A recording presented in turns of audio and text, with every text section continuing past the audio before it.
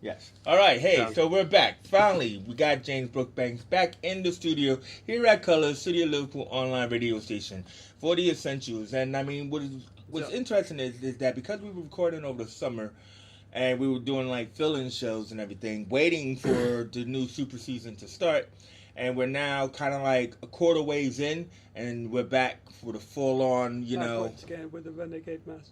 What? Nothing. Yeah, okay, right. That was James' attempt at singing. I heard it earlier. Trust me, you don't like it, and you don't want to. So, well, we know we got some exciting things to go talk about. We are going to hit Stranger Things, just letting you know. But I just want to do a quick run through CW, so that way, because it'll be short since James has not been watching it. So, I've been talking about CW coming back. Been looking forward to it. We've been seeing all the ads about the Crisis on Earth X, you know, which I'm pretty sure we all can't wait for. But I will say that there's been kind of like a dip in the ratings, you know, with these first couple of episodes. And, you know, there is a bit of a lull going on. But let me just talk about the high points. Supergirl. Right, so basically they've introduced this new character, Rain, who is supposed to be pretty much Supergirl's sister, and everything. She doesn't know who she is. She doesn't have any memory, but she's slowly getting her powers. So she's a B story going on in there. Of course, we got the Alex wedding coming up and everything like that, and we know that it's not going to go through because rumor has it that Floriana is leaving the show. But this recent episode, her father shows up, and it was really good. You know, whose father? Maggie Sawyer's father shows up, okay. And like she tells this horrible story about how, you know, when she was 12 and she kissed a girl and stuff like that, he immediately packed her bags and shipped her off and everything. And typical reaction. Typical reaction. But it was good because it wasn't something that was forced. It was really honest and everything. And he comes back when she tells him that she's getting married and for the shower and everything, but then he still can't take it. You know, and I think I like that because it wasn't like automatically I love you because he's been following her, like he's happy that she become a cop and everything. I mean, following her on social media kind of thing. Not like stalking or no, not like stalking. But you know, but he just can't take it, and I think that was really honest. It wasn't one of those cheap, you know, let's package it all up in a bow. But the big story was that John Jones goes back to Mars. Right, and there's a rebellion going on, and when he gets there, he discovers that his father is still alive, and you know, and played by the great Carl Lumbly. Really? Yeah, Carl Lumbly. You know, I mean, he was the Mantis and everything, and it was powerful scenes with them, and it was really good. So something to look forward to. Flash has been disappointing so far. What? Nothing. You just said Flash. It just immediately felt like it should go. It's not funny. Let me just tell you, it's not funny. They knew they were too dark last season. This season they set up these different like slapsticky, comic-y kind of. I mean, even Cisco doesn't save the humor in this show. And what's worse is that this latest episode, H.G. Wells is back. Harrison Wells, the angry one from Earth 2, he comes in, not angry, you know, not like, you know, with the sunglasses, but befuddled. He comes in befuddled with a breakup message for Wally from Jesse. So we know Jesse's not going to be back on the show. Wally's going to leave the show, and we're going to end up with the Harrison Wells who saves the day in this latest episode with Lady Luck Hazard, who was the gambler's daughter, wasn't she, in the comics? Mm-hmm. And they reveal, you know, the Thinkers putting together a team, a dirty dozen, and everything. And so they reveal how that happened is when they brought Barry out of the Speed Zone, the Flash Speed Force, brought him out of the Speed Force. So my point is, all I'm just going to say is, like, it doesn't really matter about Lady Luck. It was just like a wasted storyline. It was a crude attempt at humor, you know, like that slapstick falling, like Barry slips on the marbles, and God, it was horrible. It was so horrible. Well, I've been feeling this way about Flash for a while. It's just sort of like it's lost its initial charm, which is one of my characters. Its first season was the best. Yeah, first season was best, but I think it was proper rose-tinted glasses territory. I think it, like a lot of these shows, I mean, apart from maybe Arrow, I was never a huge Green Arrow fan. It Mm-hmm. made me interested in Green Arrow. But Flash, I loved as a character since I think I was 15 when I first sort of like got into the comic books of Flash. And the first series is like, this is Barry. Okay, he's a bit younger and he's a bit naive. And, oh, he's got a team. Okay, he needs a team to kind of like, and all this stuff. And then after that, there was just very, very little about the Flash in the TV series that had in common with the Flash from the comic books that I knew. And, as much as I liked Jesse... Quick. Not Jesse Quick, his dad. Oh, yeah, well, Joe his stepdad, yeah, and the kind of like relationship he has, the rather No, I don't even like the incestuous relationship he has. It's horrible. Barry and Iris is so horrible. Yeah, and then Barris. Yeah, and sort of like, okay, I'm willing to give Caitlin and Cisco a little bit of leeway, kind of like in the same way the original Flash TV series had the Doctor there. Maybe it was a bit more. He needed those resources to really test them out, but then they became centralized to his entire arcs, and it's just exactly. Like they have to explain everything to him. Like Cisco tried to hand him a big book, like the instruction manual, like Greatest American Hero, and Barry doesn't read it. He doesn't have time, but he has time to watch Game of Thrones. Yeah, I mean, it's not even like I don't even think he could. I don't know. Can he watch things in fast forward? Yes.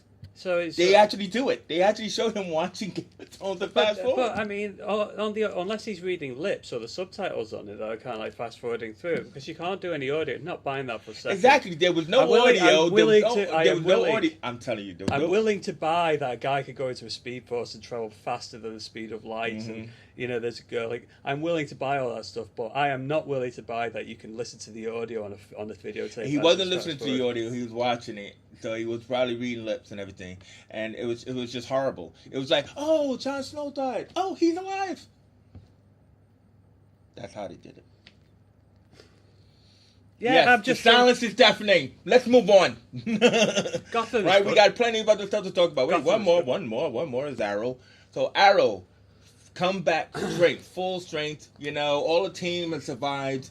Even Thea, but she's ended up in a coma.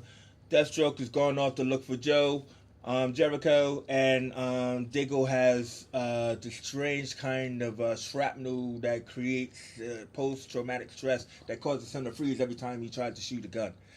Anyway, Oliver is being chased by the cops because his identity is being revealed. Great scene about Bruce Wayne. Is Bruce in Gotham?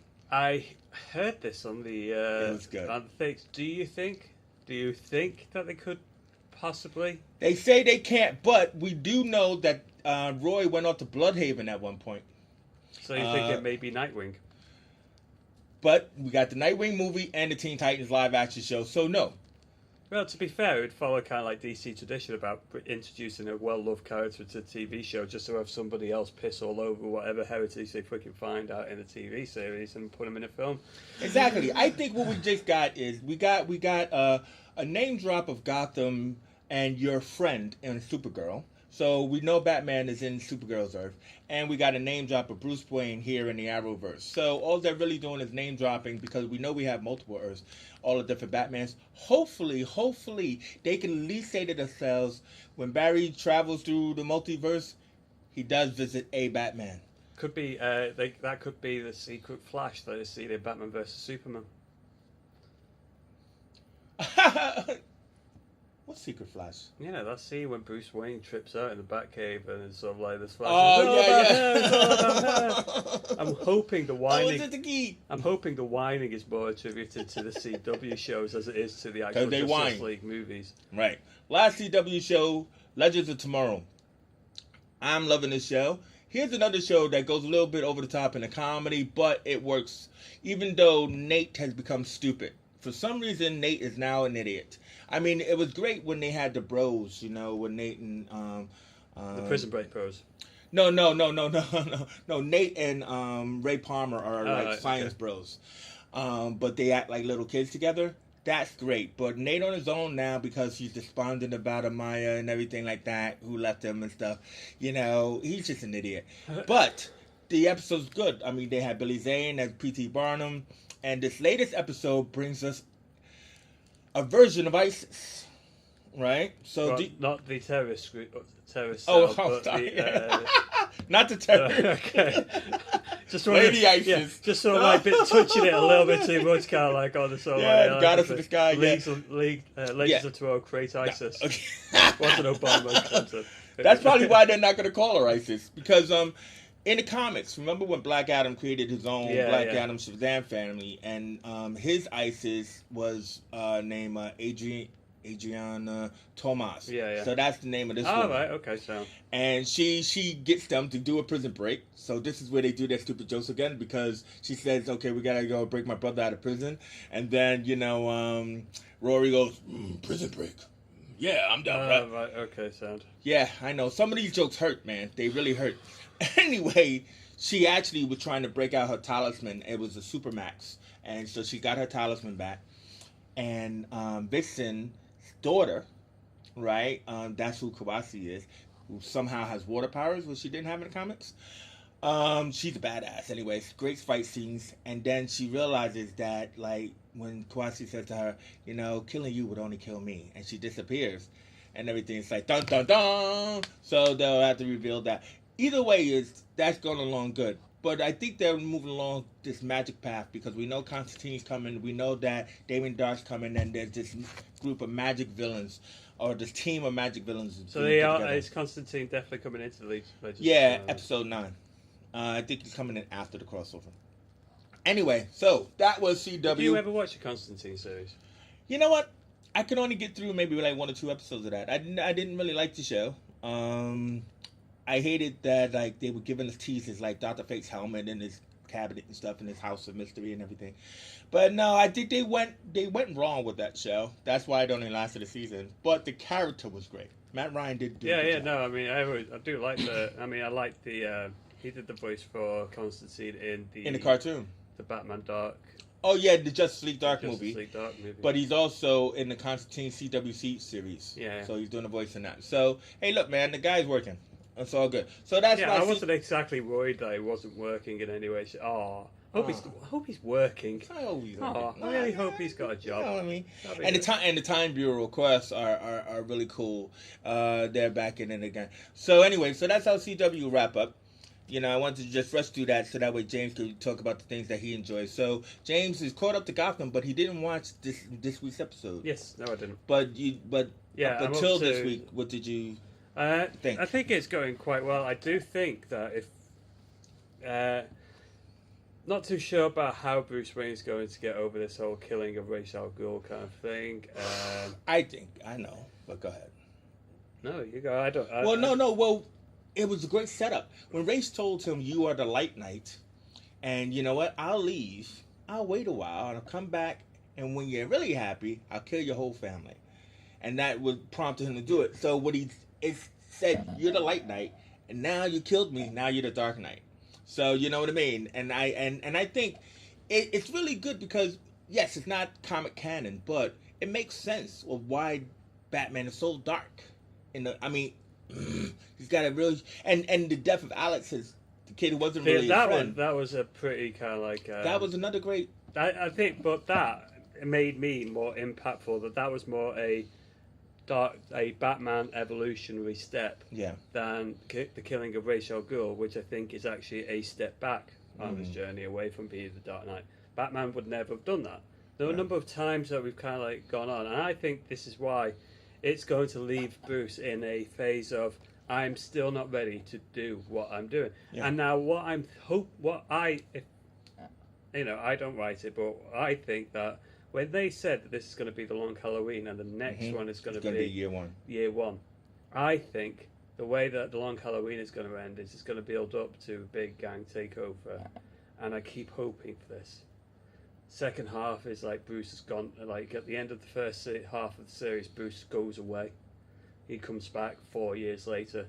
The kind of like the city is kind of like mellowed out, but under the hood of crime, and he comes back, and that's when he discovers his mantle, and it kind of like it's almost reset everything to being Batman Year One. I think he needs to go away. That Bruce Wayne needs to go away and train and do something else, because the stuff that he's doing well for a 15-year-old kid. Don't get me wrong. I mean, but the way he is, the stuff that he can't be the Batman that's needed to save Gotham yet. It is far too early for him to start the year one journey as Batman at this moment. What this does is it does build a good foundation for him to go, I need to learn how to do this, I need to learn how to do that, I need to learn how to do this. I need to acquire a certain set of skills. And that gives him, that would give him the impromptu to go, right, I'm going away to sort this out. And I think that leads to something a little bit better. So I'd hope, but they won't do that. What I think, counterpoint to that is, I think when we got the Batman Year One arc is that, like, it happened, over the course of years in the comics, but like Batman had talked about his origins of learning from people. I mean, it's one of like my favorite shows. I think I forgot what it was called. Anyway, he has to go to different people to get skills. Yeah. So, like, such as, like, Joe Morgan, who trained Wildcat. Yeah. And so I think what we will get in this Year One arc is, I think we will get young Bruce still being trained by certain people. I think Bruce will be going out, like, either hiring people or learning from people these different skill sets, and we'll have episodes like that. I think that... And that could be young Bruce instead of old Bruce. But... I mean, maybe the Year One is kind of like him going away and training while we're watching the evolution. Gotham comes back to where it is, where it started off, which was originally kind of like a really good gangster kind of like town. And what I'd like to see is, it has gone crazy with the crazies at the moment. I want to see something happening where those crazies are completely put under by the normal mobs and kind of like done, just controlled. Something goes in. Maybe the Penguin is doing something to control everything on the underground. They've all got normal jobs and everything like that, and everything's calmed down. And then suddenly this dark figure dressed as a bat is organ, and that's the switch. That's the switch that moves everything from being this normal mob city to going up. And I think that would be more impactful. Yeah. Well, I want to make a prediction. Just an early prediction is, I think that the season will end with Bruce sitting in the library, and the bats come into his living room, because what he needs, like Albert said, is his true north. And what he doesn't have is a symbol. So when he gave up the suit to Alfred, right? Choose it when you're ready. We already know he had the Batcave downstairs that they've never gone into, which I've really been surprised about. But I think that Bruce needs a symbol. And when he had the symbol, that will be his defining structure. And I think that the season will end with bats. No, I think that what his position at the moment is, in the Year One comics, it was a great thing, which was he has the skills, he has the talent, he has everything that's coming to him, but there's something missing. And that's what the bat does. That's the bat, that's the symbol, that's the thing that gives him, that's what drives him then. But he's not even at the point where he's going, I've got the skills, I've got the knowledge, I've got the talent. He's not even at that point yet. Yeah, I agree. Totally. And for them to get to that point, they're either going to have to rush through it this season and kind of like suddenly show him kind of like going at the end of it being almost kick-ass with absolutely no fucking... I mean, the only martial arts he's learned is Salat. No, you're right. Don't get me wrong, it's a good martial arts, but some of the, the things that he's got to go through. No, you're right. And I also think, last one, because we got to move on. Remember that we got the Graces last season, with Jerome and stuff. I think that... Bruce is going to get acrobatic training from Richard Grayson. I mean, from the father. Yeah. All right.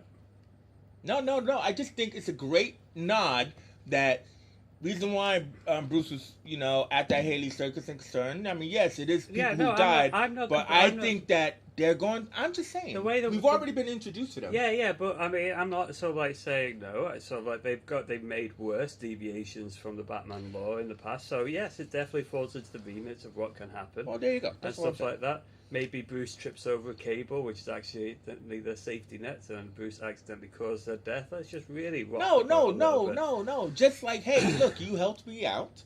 You know what I mean? And then, and if when your son dies, I'm going to help you out. Yeah, just sort of like goes to his dad. Oh, yeah, thank you for helping me out. But just on the off chance that you and your entire family get wiped out, except for your one son, I'll look after him then. Don't worry about that. It's better than just some random kid. You're going to take care of him and bring him into the Batcave. Right, look, So You have a connection. Are All I'm talking about really is that gonna there be was an picking adventure. What story's wrong with this kind of like the Batman Robin? Hey, well, we know Jerome's kidnapping coming, so slash- maybe there's another circus story. You just never know. Anyway, moving on. Right. So I mean, so those are our like DC heroes and everything, and let's just talk a little bit about like the trailers that we talked about earlier, right? So we talked about the Runaways trailer, Yes, and so that's going to be November. I think that looks really interesting. I think that kind of like the villain-esque. I like the trailer, the uncovering of it. I do think that one of them already knows and is kind of like he's been. Well, he does, them. but we don't Yeah. want to give it away. That's a big spoiler. Yeah, but it's sort of like I think he's trying to convince them. I'm a bit worried about how long that unveiling happens. But I hope it goes at least a hope season without knowing. What? I hope it goes the season without revealing that. Why? Because it did in the comics. I mean, give them some time to be, the Runaways. Well, like Flash.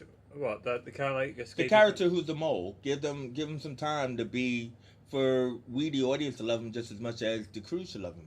No, I'm not talking about I'm talking about the unveiling of the parents being villains. Oh, sorry. No. They're going to be revealed. Yeah, I think, in the first episode. episode. I don't want it to be kind of like the first episode is like that one guy that's in there that knows about the parents, kind of going trying to convince them of stuff, and then the second episode is convinced. I don't want. You want them to drag that out? No, though? I don't want them to drag that out. Okay. I want it to be unveiled in the first like 10 minutes, and then it kind of like going. I mean, it has to be. I mean, it's the Runaways. I mean, the whole point is that they have to, give us a sense that. Away. Yeah, but they also have to give it. What they didn't do in the comics, which is what I would want them to do in the show, is I would want to continue to see the Pride. In the comics, the kids were just on the run, and the Pride was just like a distant memory, very fast. I think the way the trailer set it up, the Pride is going to be a really. That's what I would want. Yeah, I mean that looks like it's going to be a huge government kind of like it needs to be. It's done by Hulu, is it? Hulu, yeah. I would look again. And it also, they said that they're not going to binge it. They're going to do it weekly. Yeah, I mean, I'm fine with that. I'll binge it. I'll just wait till they all come out and then binge it. But, I just hope that maybe they sort of like, shall we call a lawyer? Well, what about this lawyer here? Or so like, what about private investigator? Or, just I'm not doing what they did in Daredevil and kind of like, referring to the events and stuff like that. But I guess the problem would be is, I mean, because it's just that the parents are played by some names, at least some TV names and stuff like that, like James Marshall and stuff like that. Yeah. But I would just think that, we will see them kind of like in the background, using the power or not using the power. Organizing. Yeah. Yeah. No, definitely. But all right. But then the biggest trailer of all, of course, is Black Panther. I mean, looks good. I know. It's sort of like I'm kind of quite hopeful going. Only to watch good. It. It's amazing. I'm toning down my expectations for trailers. Just because I get too excited about them. Okay. It ruins the films for us. I mean, look, man. To me, I mean, everybody talks about the music and the editing, and it's not about that because we know that's actually not in the film. And I think that's the main thing to remind people of is that, like, these things are carefully edited and stuff like to the beat and everything, but it does look mad exciting. And I was totally blown away by Michael B. Jordan being like the cold leopard. Like a lot of people don't know that. They just think that he's like the Gold Panther or something like that. I think what's amazing about that, one, I think he orchestrated that because of his relationship with Ryan Coogler. And I want to be the Black Panther. But I think it was in the 70s, when the Black Panther movement, the real movement, gotten big, the comics, Marvel had gotten a little bit panicky and everything, and because they had this jungle action book out called Black Panther, and people were relating it to the actual real Black Panthers. So for a short period of time, they changed him from the Black Panther to the Cold Leopard, and everything like that, which is a stupid name, I know. But Marvel have done worse names. Yeah. But of course, obviously, they brought him back, but he had to go to. So I just think that it's really interesting somehow to have that in this film. Two Black Panthers going up against each other. I think it's amazing. Yeah. I think. The guy who is Chadwick Boseman. Yeah, Chadwick Boseman. He is looking absolutely amazing in that fucking film. Yeah. He has I think he's got those chops that kind of like it looks like he could play an action role and really do it convincingly. He's the same guy from Serenity, isn't he? Yeah. And he No. He's not the same guy for Serenity. no Did she say that? no, isn't it? No, that's Chiwetel Ejiofor, who was in Doctor Strange, was the guy from Serenity. That's it, yeah, Chadwick Boseman was Jackie Robinson. He was James Brown. So he's done a couple of films. Yeah. He's actually done an action film on Netflix. Wasn't it? Didn't he do something Mandela or there was a film? Anyway. No, he's doing Thurgood Marshall right now. Yeah, but he's got proper acting chops. Oh no, he definitely. He's always got that. Yeah. From the trailer, he's got that pathos to kind of like say, king of this unknown country that he's got to bring in. He's got to bring into the modern world. But you're going to have this. I'm a bit worried about the tones are probably going to be hitting. There's going to be a lot of similarities on the tonal aspect between where Black Panther is in Wakanda and where Aquaman is going to be in Atlantis, i.e. this world, two worlds that are completely separated up with a culture, and the main argument is going to be about the guy who doesn't want them to go out into the culture and the one who does, and a bit worried about whether the Aquaman themes are going to be a bit too similar to that, to actually be kind of seen. I know they're two separate movies, but no. You got a good point, because a lot of times, like online now, people are thinking that Thor is going to override Black Panther and everything, and I'm like, they're two different movies, again, about a separate society.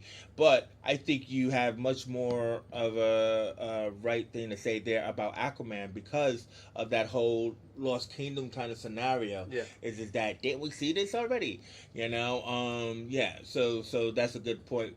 But hopefully the otherworldly environment of Atlantis and how they deal with that, I'm really curious to see what they're going to do. When on the trailer, they make Wakanda look like something from Guardians of the Galaxy. They make it like that. That little one little horse town inside the I'm looking forward to it. I can't say that I'm not exactly. But I mean, because also too, you got Necropolis. Right? A lot of people don't understand it because they don't read the comics. They just say, oh, isn't that pretty with the purple lights and stuff and everything. What is he, Jesus? It's like, and, what, did it go off? No, I was just checking. And so you got the Necropolis with the lights and everything. People don't seem to understand that. But then it's beautiful. And, but also, too, is the opening voiceover. Nobody seems to mention this online, and I just wanted to mention it, that I think that's Captain America. Like when he's talking about, I've seen, cities no, I think fall. it's Martin Freeman. I don't know. The edit is made to look like it's Martin Freeman because we end up on Martin Freeman, but the voice, I'm telling you, it sounds, I don't know. I'm just going out on a limb and saying it's Captain America. And reason why they don't specify it is because they want that to be one of those Superman secrets. Because Captain America did end up in Wakanda. At the end of the Avengers. So, and Bucky is in Wakanda. So we still don't really know the story. We only know that Michael B. Jordan's character wants control. We know that there's a fight for kingship, and there's a. Oh no, she got in the way. But we don't know is that what the story is beyond that. So we don't know if and because we also do know that these characters go over to Infinity War. So I think you would wake up Bucky in Black Panther and not wait for Infinity War to wake him up. And if Black Panther's at war with people, I'm thinking there's a final fight where the Avengers come in. That's all I'm just trying to say. I don't know. I think Marvel are going to leave every other hero. They should, but. There's a race thing, man, and there's that whole thing where corporate people won't think that black people could sell. Black people are selling this movie. Okay. And all these characters are selling this movie. If you're look at Marvel, right? I'm looking at Marvel. They are an intelligent Marvel studio that they have worked wonders with everything else. Now, I can't see any executive going, black people don't make movies. So those were the trailers. What I want to do is, before we hit Stranger Things, which is our last topic, I want to talk about the Inhumans. Because I've been trying to talk about the Inhumans forever.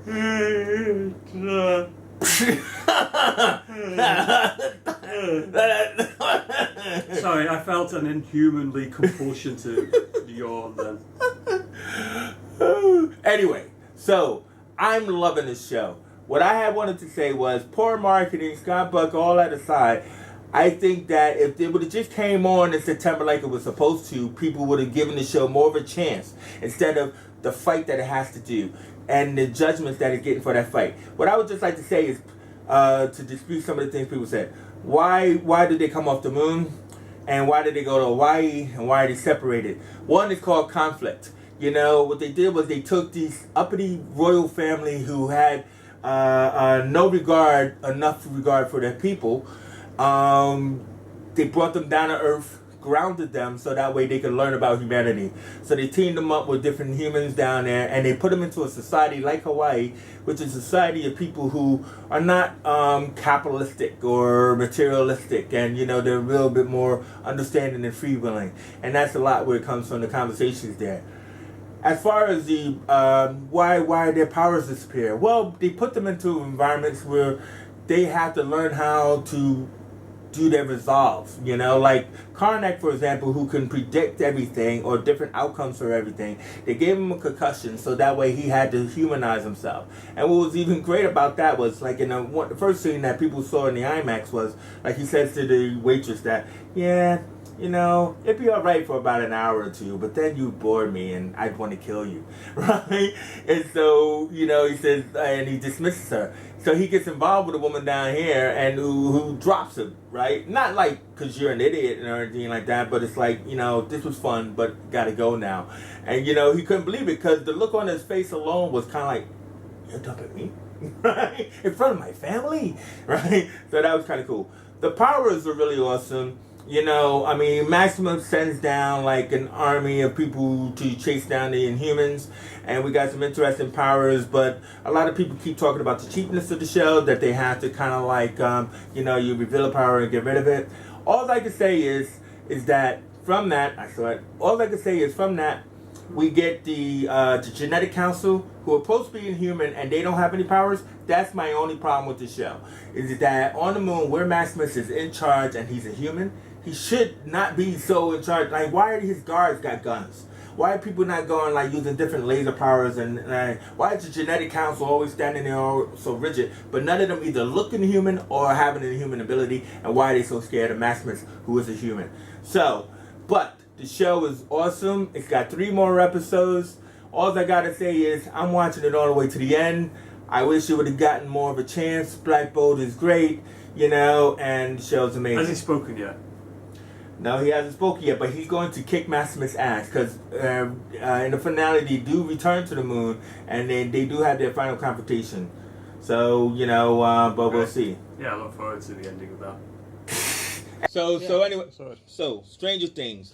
So let's end this off on something that James wants to talk about. I saw the first 3 episodes. I was perfectly happy to wait. What? I'll talk about it, but I was perfectly okay to wait. Oh, wait, what? Till I finish it? But no, we're talking about it now. You started us going, so well, we can at leave. So we can leave talk about the beginning. So 3 episodes in. Okay. Yeah, 3 episodes in. Favorite character by 3rd episode. For some reason, I was really drawn to Sean Austin's character, Bob. I like the story in the car. Yeah. Have you got to the trick or treating episode yet? Yeah. The Bob in the Dracula. I like the fact that he's tried this whole. He's trying to be this proper family man, and he's just so goofball that he doesn't actually understand that there's something else going on. I love it how he loves Mr. Mom, and I love them watching TV because that's exactly me. I mean, when I'm looking at a comedy, especially, I don't know, with my family, when I'm sitting down, I am just giggling throughout the whole thing. Yeah. That is so me. I love that. But also like the story in the car when he takes Will to school. And about the clown and everything. I thought that was it's regretful. Okay, all right. Should have gone down wrong. Mad Max. Yes, stealing the show. I thought from the beginning. Yeah. Just even just for having the name Mad Max. I know that's what I mean. Even from the beginning, it's like, who's Mad Max? Who's Mad Max? I was kind of I love the note in the trash can. I love stop stalking me. I love the whole the rounding up for the quarters in like the first 5 minutes. It's a proper, just enjoyable kind of like homage, and then he gets the story, and oh my god, the aliens is all I'm going to say. Yeah. Only say aliens. All right. So anyway, last thing that we will say is Hopper and 11. I love that chemistry. I love the fact Hopper took him in, and so I was really hoping that's the way it was going to go. And the guy gets the fiery rat in the face. Yeah. I think 11, the girl who plays 11, is absolutely spectacular. She's so good at doing it, and yeah. So I mean, Stranger Things off to a great start. I mean, the kids are still great. They haven't sprouted up. They managed to shoot them in time before they all sprouted up into giants and everything. Got a new girl character in the show. All the characters come back. And that homage to Barbara, or that shrine to Barbara from her parents, was pretty creepy, psychopathic. That was the way to bring Barb back into the show. I thought that conspiracy guy at the beginning. No, exactly. Because they're like, we hired this guy, and it's like, it's like. I mean, as soon as I saw him, I was like, he's going to walk into something, and he's not going to understand a damn thing. No. And Paul Reiser. Don't forget Paul Reiser doing his aliens kind of thing. Oh my god, I didn't even fucking. Yeah, man, Paul Reiser from Aliens, man. Yeah, no, it's just completely. I loved it. I loved how he There is a moment later on where I don't know about. No. All I'm going to say is that when it first happens, it went past me, and then it happened again. I was like, oh my god, that is cool. There is so many cool callbacks to everything. Well, that I think that's the thing. The Duffer Brothers made sure that when they did this one, that they made sure that they got the actors like Sean Astin and Paul Reiser, people like that, who were very popular in the 80s and stuff like that, and bringing them in. So that was really good. So anyway, hopefully my camera didn't cut off. But we did talk a lot about this stuff and everything, and then maybe James will come back on Monday. This has been a special Friday edition. I'll have seen Thor. Yeah, Zach, so would I. So, I mean, we would have seen Thor. So, hey, ba-bam!